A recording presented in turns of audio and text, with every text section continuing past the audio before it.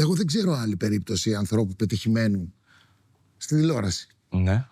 και να έχει μείνει Θεσσαλονίκη. Ναι, αυτό μου το έχουν πει πάρα πολλές φορές. Εντάξει, Ναι, αλλά με συνοδεύει. το έχουν πει, αλλά είναι κάτι το οποίο είναι εντυπωσιακό. Ναι.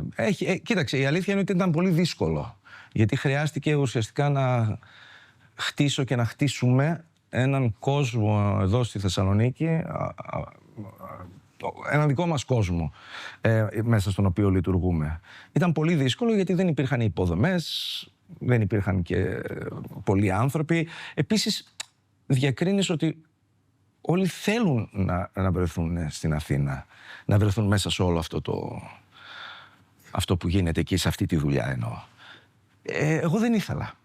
Δεν ήθελα και δεν μπορούσα επίσης να καταλάβω γιατί πρέπει να φύγω από την πόλη μου για να κάνω αυτό που θέλω να κάνω. Και δεν μπορούσα να το καταλάβω και δεν μπορούσα να το δεχτώ επίσης. Κοίταξε, γιατί μπορεί να σε υποχρεώσουν να πεις εσύ είσαι στο χ κανάλι, θα σου πούνε έλα εδώ κάτω. Το να πατήσεις εσύ, να στυλώσεις τα πόδια σου και να πεις όχι, εγώ θα το κάνω από Θεσσαλονίκη. Είναι και. Να σε υποχρεώσουν, όχι. Και αυτό μια επιλογή είναι. Ακόμα και ένα τέτοιο είδους. Δεν έχει τύχει αλλού όμως. Όχι.